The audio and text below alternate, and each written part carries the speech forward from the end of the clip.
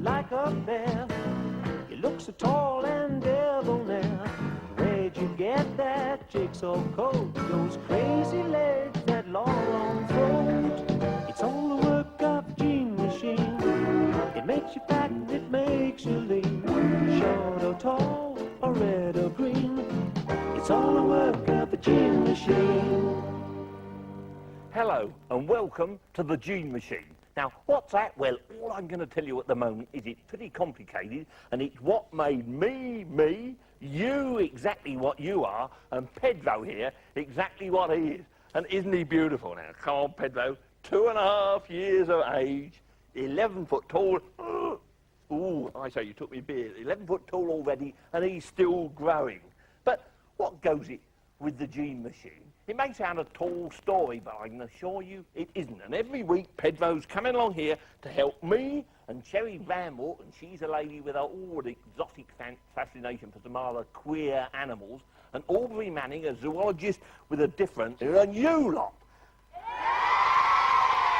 Thank you very much, and together we're going to find out what it is that has given this world the phenomenal diversity of plants and animals which we find today.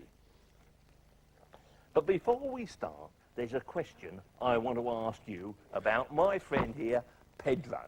And that's perhaps the most obvious question you could ask about a giraffe. What is it that gave him his long neck? There were too many small animals at will, so they made larger ones. Oh, it got his head stuck between two rocks. And he pulled it. Nature made it like that so he could reach the trees. Yeah, and the last one? Somebody tried to pull his head off. Well, he stretched his neck up. Well, I like all those, and of course, some of them were quite near the truth. Nature made it that way. But Pedro got his neck because of a mechanism in the gene machine, a mechanism called selection. And selection works on genes. No, not the things that you and I sometimes wear, but the things that all of us have got. Yes, all living things, plants, animals, and human beings have got millions and millions of genes. And they're small packets of information, living instructions, which tell us whether we're going to have brown eyes, red hair, whether we're going to be black, white, how big we're going to be. And that is how Pedro got his neck, because his ancestors had a whole variety of genes, and the selection mechanism over a long, long period of time, many, even millions of generations, produced the long neck. Now, that may seem a bit of a hard thing to swallow. I think it may help us if we go and look at another animal which we reckon we know a bit more about. And to do that, we've got to get down very low, because this one hasn't got a long, thin neck, but a long, thin body. And this is Sally the dachshund. Can I borrow her? Oh, thanks very much. Now, isn't she absolutely smashing? Now, you all know that there are a vast variety of different sorts of dogs. Big ones, small ones, thin ones, fat ones, and all sorts of different colours and shapes and sizes. And they've all been bred, selected by man to do a particular job. And Sally, well, the dachshund was selected in Germany for the job of hunting. Yeah, a hunting dog, but to go down burrows, mainly chasing badgers and other things, and hence the lovely long thin shape, absolutely perfect for the burrowing hunting dog. But the ancestor of Sally, well, you may not believe it, but there it is, the terribly ferocious wolf. And there I say, look at your great, oh, I don't know how many great grandfather, because that's how all the dogs started off. You see, the only dog that lived in temperate Europe was the ferocious wolf. A man took them out of the wild, brought them into captivity, and then started putting them in different environments, giving them different jobs to do, and starting the process of selection, which ended up with the whole variety of dogs we see today. Yes, all the genes which man was going to select are in there. And if you don't believe me about the variety of genes, well, take a look at Cherrie Bramwell and her canine variety show. It's all the work of a gene machine. It makes you fat and it makes you lean. Short or tall or red or green. It's all the work of a gene machine. Oh, what a lot of different sorts of dogs. Big dogs, little dogs, white dogs, orange dogs. I don't know. What's this one? The Russian wolfhound. Yes, and if you look at it, you see that long pointed jaw it's got? Yeah. Well, that's because it's a specialised hunting dog, adapted by its genes for hunting, for running after wolves. Now, can I have a look at this dog down here? Because I think that's another kind of dog that man's bred to serve his own uses. Well, this fellow's, of course, the British Bulldog. Ooh.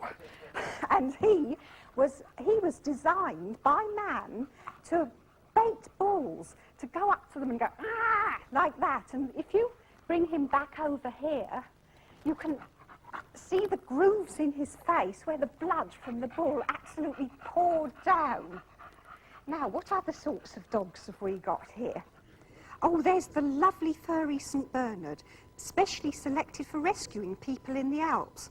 And what about this one from China, the Pekingese, bred to stuff up posh people's sleeves to keep them warm? And there's the bearded collie with his weatherproof coat, selected to herd sheep in Scotland. Today his job's done by the border collie.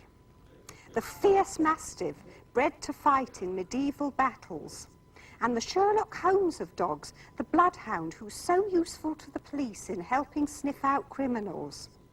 And how about the Afghan, designed originally as a hunter in the Middle Ages to chase after deer and cheetahs? What a fantastic variety you have. Yes, got. I've certainly never seen anything like it. Some of the dogs there I've never seen before. No. But how about this one? He looks, I reckon, a bit more like our original wolf. It's a mongrel.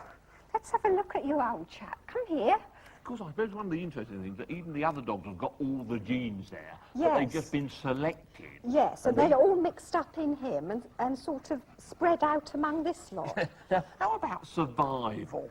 You know, these have to be looked after quite, well by Yes. their owners. Say we threw them all out into the open, did away with their owners, which one do you reckon would survive? Well, my bet's on him, David. I wouldn't like to throw any of them out into the street, nor but would if I. we did, I think he'd stand the best chance, partly because maybe he's not used to being so cosseted and looked after, but partly because he just has got this inherent ability to survive in lots and lots of different environments, rather than a special one like some of the other Especially dogs. one's man's created. Yes, that's right. It's incredible to think, isn't it, that if all that fantastic variety were let loose in the world to fend for themselves, then those that survive would probably end up looking much like the wolf. Indeed, you could say that the mongrel has gone part of the way along the road already. You see, we've got two different sorts of selection. There's natural selection, the sort that produced old Pedro, and there's artificial selection, when man himself selects out different characters, different breeds from one single animal. And they both act like a sort of sieve. And I want to show you a sieve in action. This is the dachshund. You remember, we met him before. He's been specially bred to hunt down tunnels. Now, here I've got my sieve, and as you can see, it's 3 boxes. Put the dachshund there. 3 boxes with trapdoors and perspex tunnels leading to some tasty food at the end. In this box, I put the dachs, and here a poodle, and in the far one, a cocker spaniel. Now, let's just imagine that the world for dogs consists of tunnels, and you have to get your food by going down tunnels. Which of these 3 breeds do you think would win out? The dachshund, the poodle, or the cocker spaniel? Well, let's give it a try. Robert, if you'd come and help me, we'll start them off, I think. We'll raise the trapdoors, and they're off. Now, all of them can get down tunnels, but there's only one that really shows any signs of doing so, as you can see, and that's the dachshund. The others could go down the tunnels, but they don't, because it's a matter of temperament as well as of size. And the dachshund's been bred to go down tunnels, and you see he's made it very easily and gets the reward. So that's the way that sieve works. If the world really did consist of tunnels and dogs had to get their foods down them, then the dachshund would be the winner. That's one sieve. Now let me show you another. Here's the next sieve, and it's a rather peculiar one, because we want you to imagine that the only food in the world is tomato soup, and the only way that you can get it is with your tongues. So we've got 5 kids here. Now, you know the rules, kids. You've got the tomato soup. You can only use your tongues to get it, no using your lips, and no cheating. So you ready? On your marks, get set, go. Off you go. Right, they're all slurping away there, and I can let you in on the secret. The genes of one of these boys are biasing the result in his favour, and we'll see why in a minute. Doing pretty well. They're all obeying the rules admirably. And we've jolly nearly got the winner here. The winner, I think. Mark, on my right here. Now, Mark, what were you doing? How were you using your tongue? Show the camera. Right, what were the rest of you doing? You were lapping, weren't you? Now, why weren't you curling your tongues? Can't. You can't. Stick your tongue out and curl it. You stick your tongue out and curl it. To the camera there. No go. Can you curl your tongue? OK, you see, Mark can curl his tongue up like that, and dipping it into the soup, he can suck it up using his mouth, rather as if he had a straw in his mouth. There is, in fact, a gene which enables people to curl their tongues. I've got it too. But some people can't curl their tongues. And OK, let's just imagine we did have a world like this in which curling your tongue was really important. Then Mark here would really be at an advantage, and he'd get through the sieve. Got it? Are you beginning to understand how Pedro got his long neck? Yes, by selection, and in this case, natural selection. Now, you see, he didn't just think it would be nice to eat the leaves off trees and stretch up his neck, but he got his neck by getting through, here he comes, how's that? Here, another one, by getting through the natural sieve of selection. Just imagine that millions and millions of years ago, there were lots and lots of deer-like animals all competing for grass. Now, suppose that one day there just wasn't enough grass to go round. Where else could they get their food? Yes, from the bushes and trees, of course. That's when the natural selection of the giraffe began. It was those animals with slightly longer necks that began to get the new grub. They thrived and got through the sieve. Short necks didn't, and they died out. Now, take a look at this piece of film. This is the okapi, the nearest living relative of the giraffe. It's how Pedro's ancestors, you know, may have looked millions of generations back. A much shorter neck, but enough to reach the lower branches of trees. Long enough to eat, perhaps, when other animals were starving.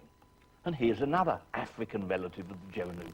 Long, spindly legs, and that neck again. Ooh, just the job when your favourite food is tasty acacia leaves growing high up in the bushes. You know, it's not difficult to imagine how selection over millions of years could turn an ancestor resembling the geranuk into a modern animal like Pedro.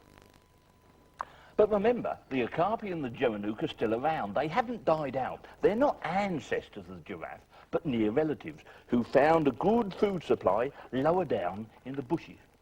It's been the giraffe and the giraffe alone that got through the natural selection sieve to eat the leaves at the top of the trees. Generation after generation, nature has selected for longer and longer necks. So that's how Pedro got his. And natural selection has produced some other pretty weird things, apart from long necks. Let's look at a few, starting with the long, long body of a giant millipede. I wonder what this animal's genes have made it so special. I think it's those number of legs that's different about this, don't you? Yeah. Yeah, I do. Do you realise this has got more legs on it than all the children here put together? And it's specially got that number of legs so it can get a real grip, and it can really dig in and push its way through dried earth to get to the leaves and nice other juicy things it likes to eat. So I'd say that was a highly adapted animal, very, very gone a long way from the basic kind of ancestor it once had. Just look at it. Just look at the waves moving as those legs go all in unison, each one just a little bit in front of the one behind it. Isn't it marvellous? Wonderful. But look at this remarkable beast here. This is an electric eel, and he comes from rivers in South America, which are pretty dark and turbid, and your eyes aren't much use. He's got eyes, but they're really not really functional. So he steers himself and finds his way about by producing an electric discharge around his body, and he can pick up objects that come into that field. Now, if we try here, we can hear him making these discharges, because you've got a pair of electrodes, one here and one here at this end. Now let's just try. I'm just going to try. Hear that? He's producing a. Come on, boy. Hear that noise? That's him producing this field around him, and he can sense the presence of objects. If I touch him a bit, then he tends to produce a rather bigger discharge.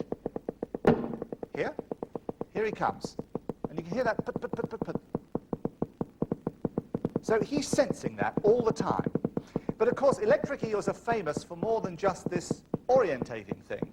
They're famous because they produce really big electric shocks, and they kill their prey this way, and they also put off enemies. And to test this, we're going to hoik him out and try a little experiment. So I'm going to try and get him out with this net.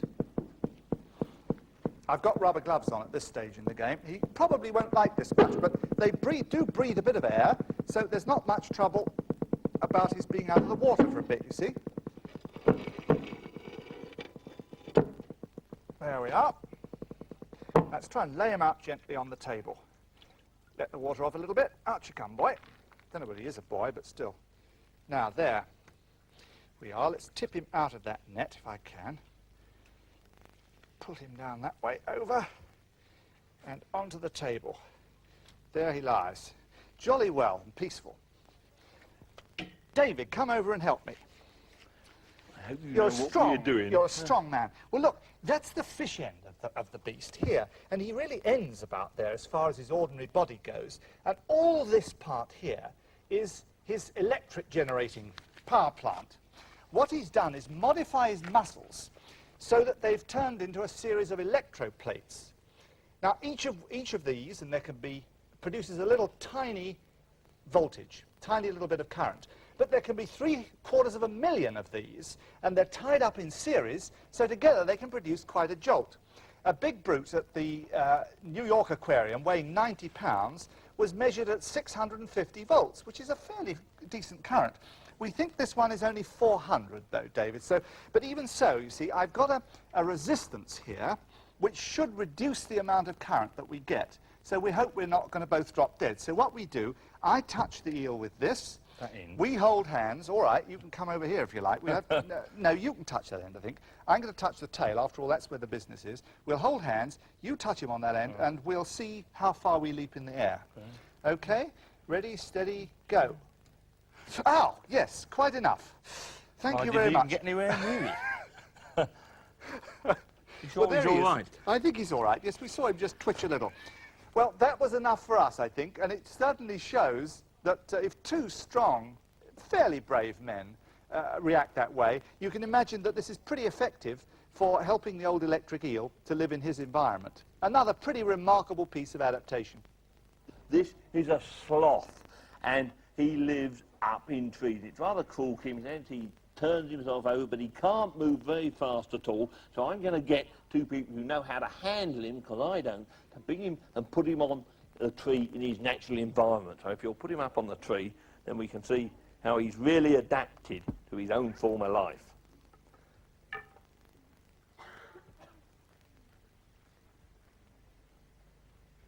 Now, there you can see one of the slowest moving creatures in the world, and he spends most of his life upside down. Now, the reason he couldn't move about on the floor was that his beautiful legs and arms were adapted to give him strength for hanging up. Now, you try hanging up, and you've got to have very special muscles, and if you pull yourself up and down, they get tired very soon. And those muscles are no good for the other way up. Now, you see the wonderful long claws, which allow him to sort of lock onto the branch. But I think one of the weirdest adaptations of the sloth are the fur. Now, if you look at the fur very, very carefully, you'll see in places it's the wrong way round. Instead of laying backwards, it lays forward. But you see, if you're hanging up in the tropical rainforest and it rains every day, then the rain will pour off your fur if it's that way round, because you're an upside-down sort of animal. If it's the other way round, well, you get all wet. It's rather interesting, these such slow-moving creatures, that they can actually get plants growing in amongst their wet fur, and they turn green because of the algae living there. But their slow movement makes them pretty restricted. And one sloth, yes, it may spend the whole of its life in one tree. And if it falls down, it's got real problems. So here we've got adaptations to one environment and real problems if it gets into the wrong one. Well, here's a crazy long-necked example of natural selection. It's simply a long-necked turtle. Whoops, quiet chap, let's get hold of you. Now look at that. Have you ever seen a neck as long as that? I certainly haven't. Now no snapping. That long neck, he's trying to do it to me, but what he uses it for is to lay quietly on the river bottom and then go, oh, like that, snap at the prey as fast as he can. That's what I call real genetic selection. That really is wonderful. But I'm not going to have him biting bits and pieces out of me. So what I'm going to do after he smiled nicely at you all, that's right, I'm going to put him back in the water and give him a nice fat juicy worm, and we'll see what he does with it. Back you go, chap. Right, can I have the worm, please? I'd rather you than me. Just drop one in there. OK. Here's your lunch. No, don't snap at your own shell. Right, do you see that? Snap. Can you imagine that neck darting out at a fish?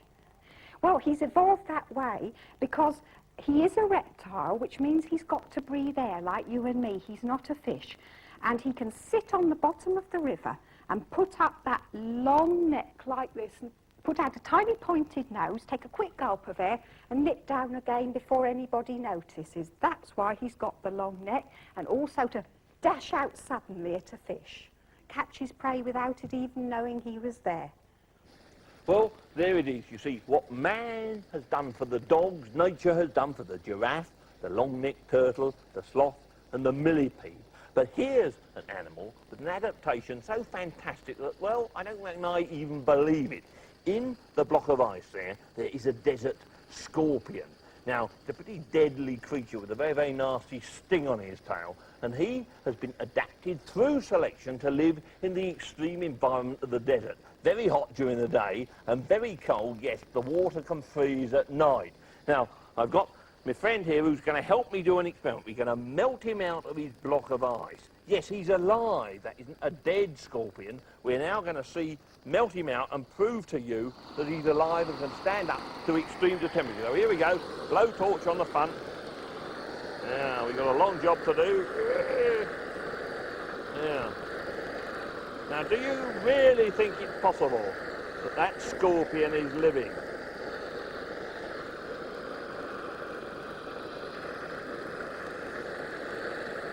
How's your side doing, all right?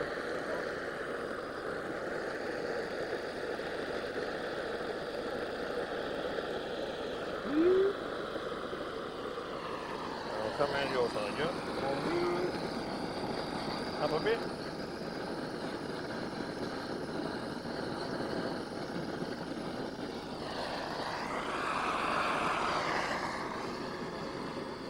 Oh, my hair's singeing there. There's a hole. Yeah, I think we've got him melted. Now, hang on, torch is off. Right, now I think he's melted. Yes, I can get hold of him now. Is he alive? Here's the acid test to our experiment.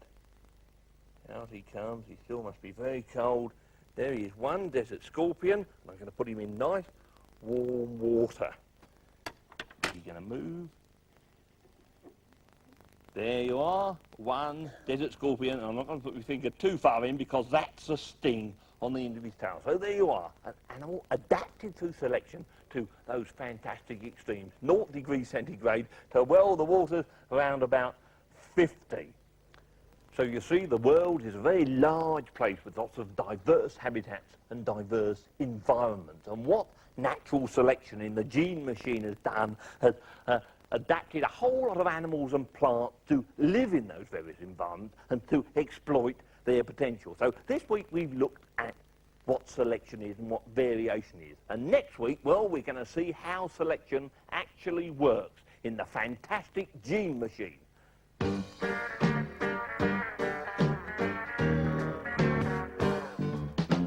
Why can't the leopard change his spots? Or can't the tree sprout apricots? What's the reason pigs don't fly and granny's only 5 foot high? It's all the work of the gene machine. It makes you fat and it makes you lean. Short or tall or red or green. It's all the work of the gene machine.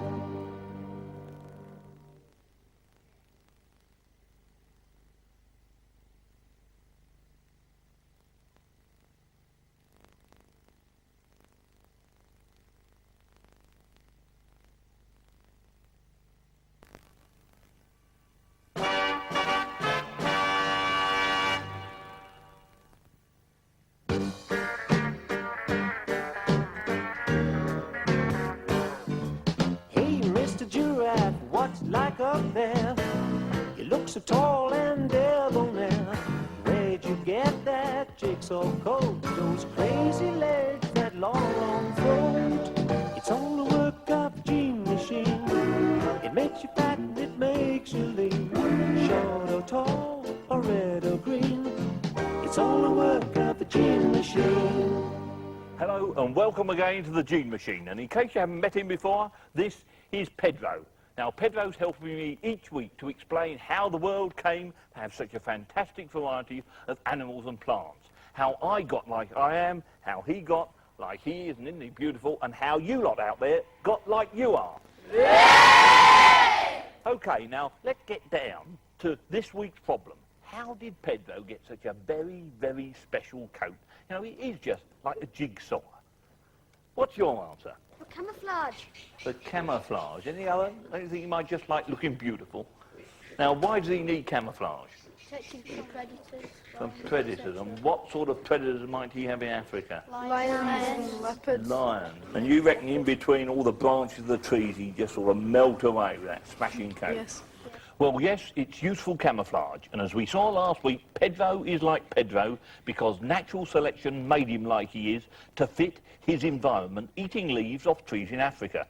Now, the real question I'm asking is how is it that Pedro's coat is different from every other giraffe in the world? And how is it that all animals, from weasels to wildebeest, and you and me, with some notable exceptions, how is it that we all look different from one another?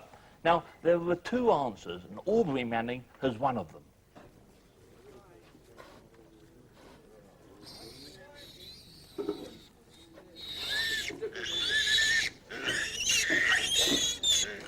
Well, we've been having a simply fabulous time here because we're really in a pig maternity ward. We've got a couple of pigs who've actually been giving birth in the studio. One of them's still giving birth now. She's produced 5 and there's more on the way. The other one was giving birth earlier, and she's had 14. Well, it's really an amazing experience actually being here while a pig's farrowing. I mean, you don't just get one baby produced, you get 15 or so born within an hour. Look, here comes another one. And you know, they're on their feet within a minute or two, and they're already walking.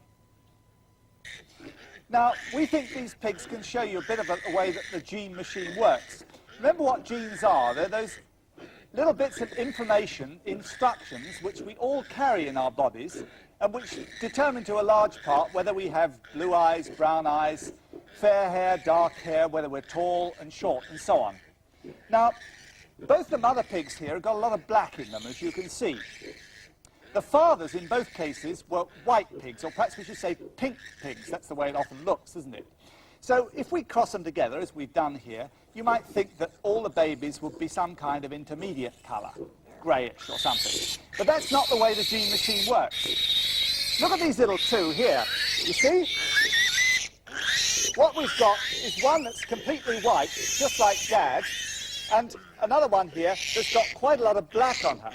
And if we look at all the litter, we'll see there's a terrific variety of blacks and whites, because the genes for black and the gene for white are recombining and reassorting, really rather in the sort of way that I can do here with dice. If I take a couple of dice, I throw them, and I get a 6 and a 2. Throw them another time, a 5 and a 4. Now, in both cases, I'm getting dice, all right, but the spots are different. The different variations on the dice are recombining in different ways. And that's really how the genes work, controlling the colour of the coats in these old pigs here. That is one way in which we get variation. The genes from mother and father recombine in different ways. Now, let's go over to Cherrie and see another sort of variation of this type and learn how important it is if animals are going to change and evolve. Now, here's another splendid example of variation. On this piece of bark are lots of garden tiger moths. You often see them flying around the garden in spring and summer.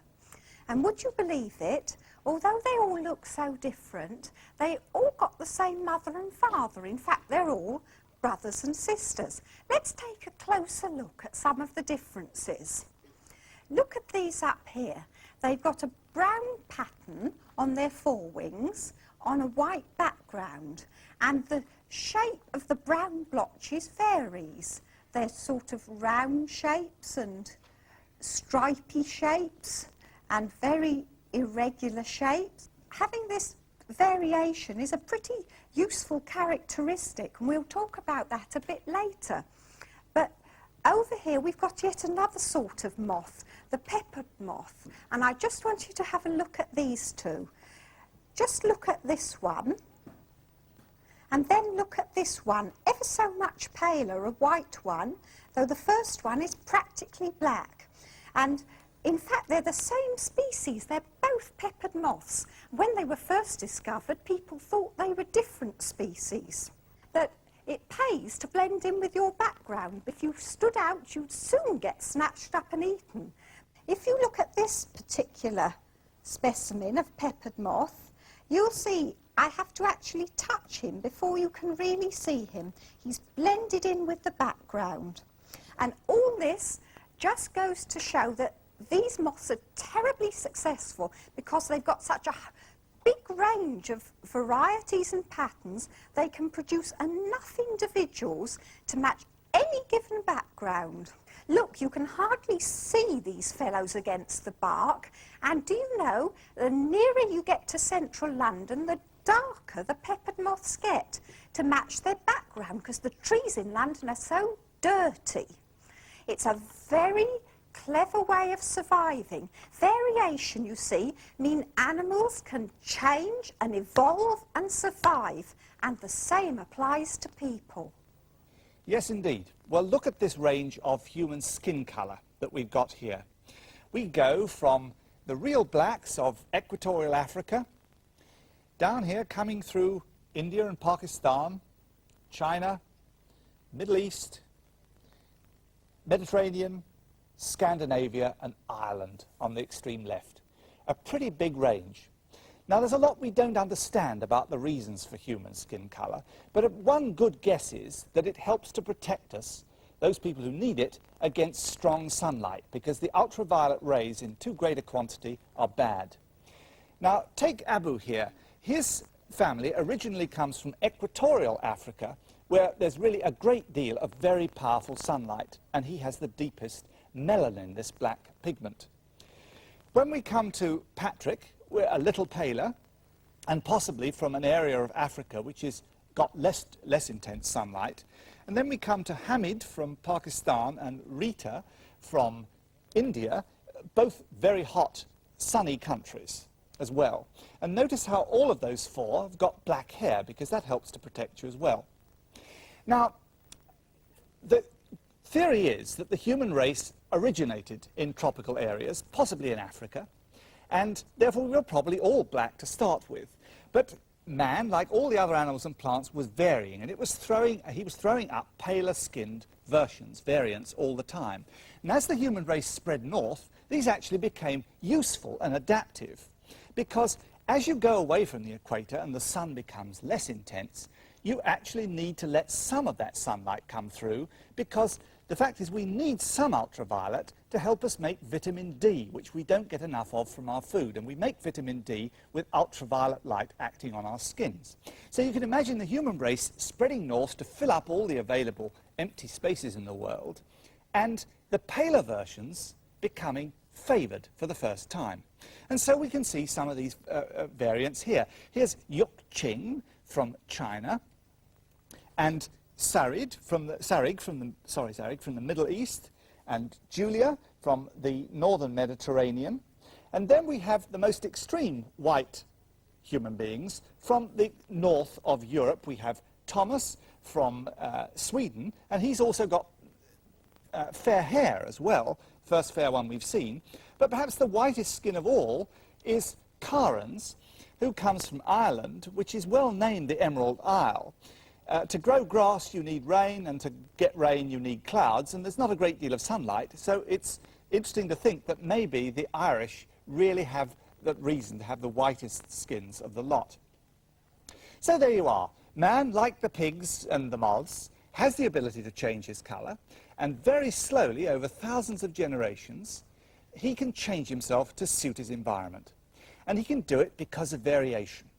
He varies, and no two plants or no two humans are exactly the same. They all vary. Or do they? David? Now, I want to introduce you to 3 live triplets.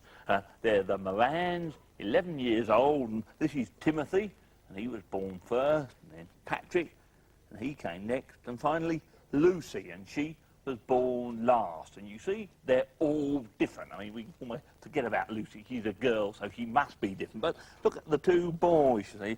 Timothy's got darker hair than yours, and your nose is a bit wider, and his eyelashes are a bit longer. See, they dress to try and look the same, but they're not.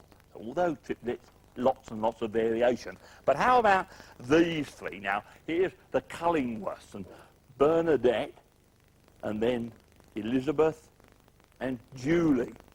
Now, Bernadette, OK, she's very different from her 2 sisters. She's taller for a start, but darker hair with perhaps a little bit more auburn in, and it curls a lot more than that of her 2 sisters. But there are 2 absolutely identical human beings, identical twins, and I don't think I could tell the difference. They're absolutely similar. Well, I do think they smell different, but they tell me that scent, that's not them. So, what about Cherrie says all individuals are different? Well, here's 2 that disprove that rule.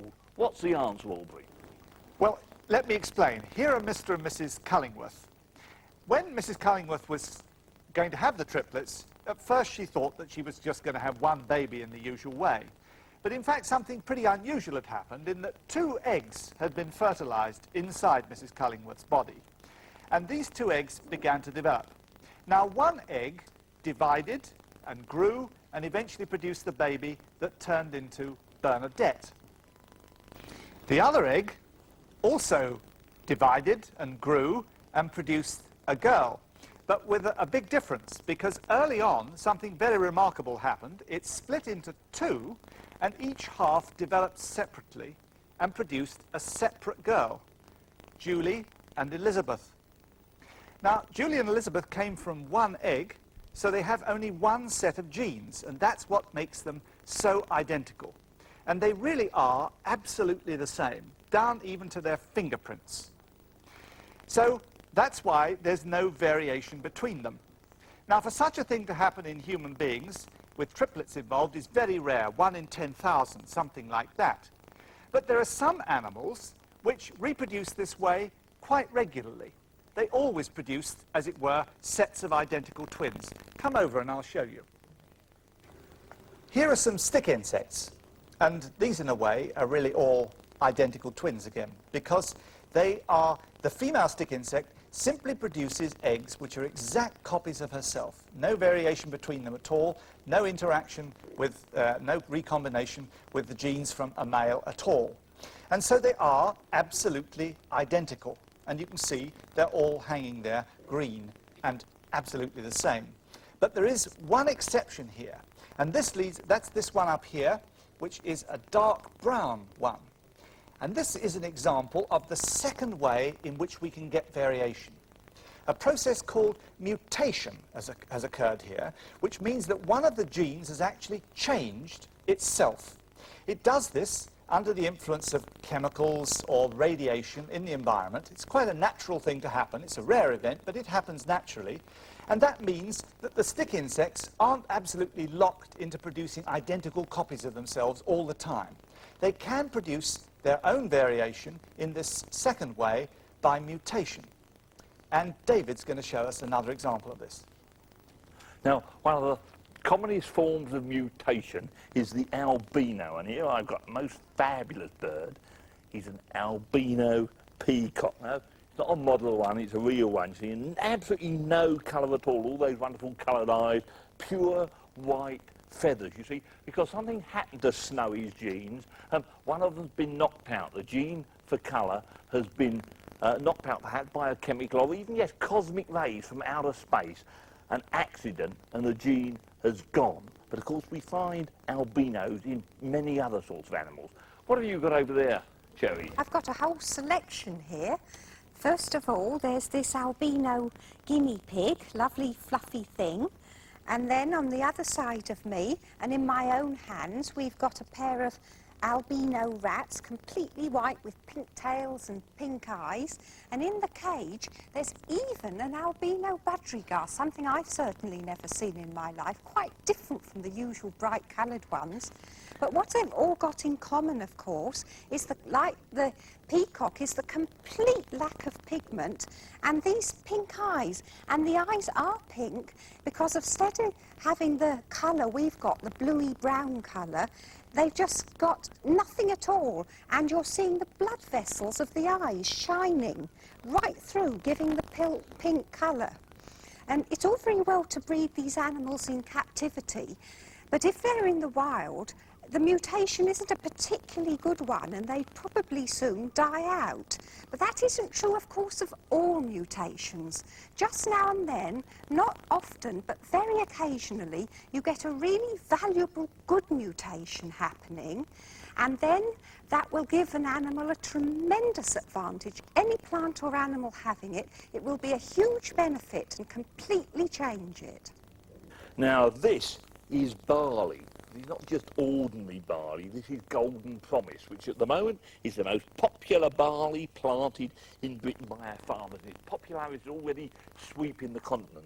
It's the best thing to put in. Now, in each one of those grains, there's not only a store of food, but there's also a tiny little barley plant just waiting to get out. And each one of those tiny plants are a little different. So if we planted the seeds, we get lots of slightly different barley plants coming out. But of course you have to be an expert to tell the difference.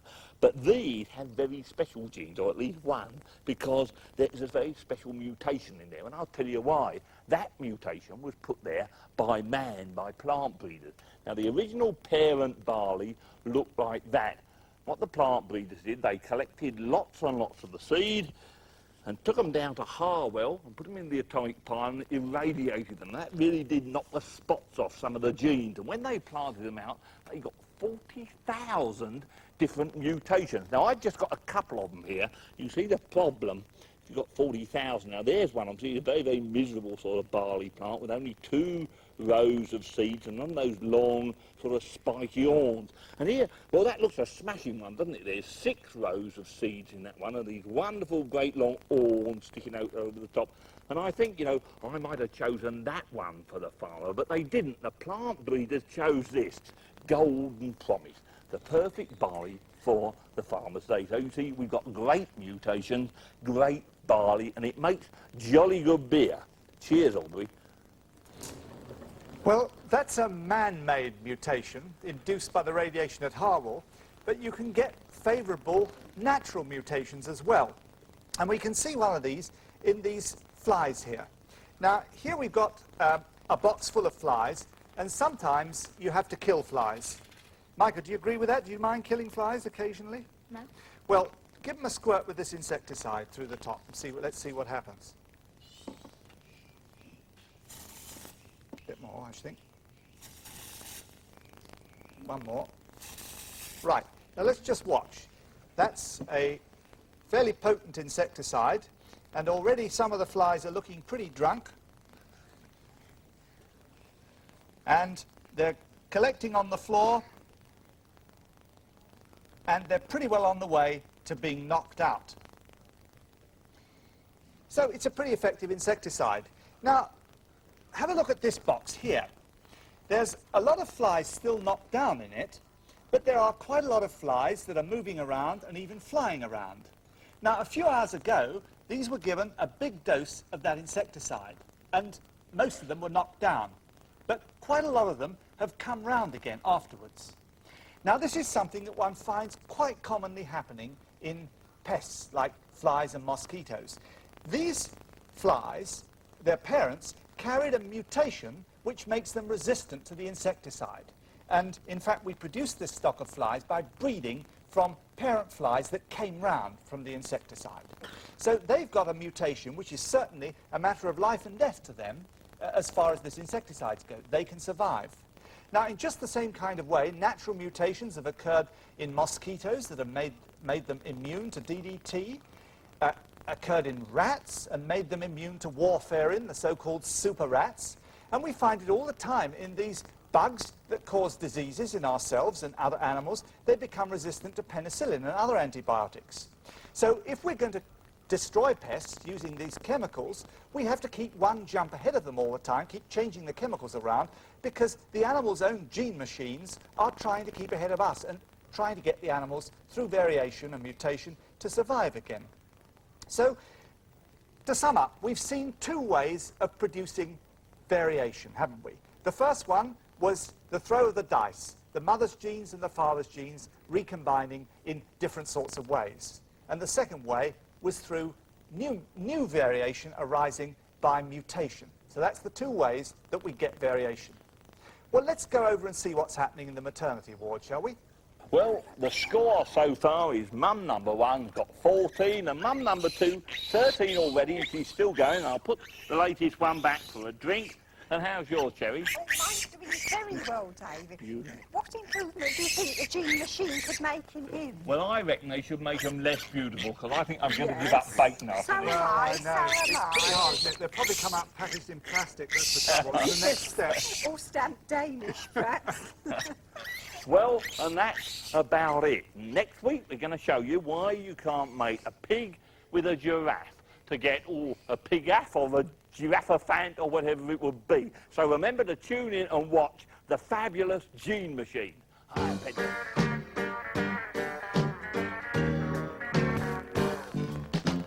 Why can't the leopard change his spots? Or can't the tree sprout apricots? What's the reason pigs don't fly? And Granny's only 5 foot high. It's all the work of a gene machine. It makes you fat and it makes you lean. Short or tall or red or green. It's all the work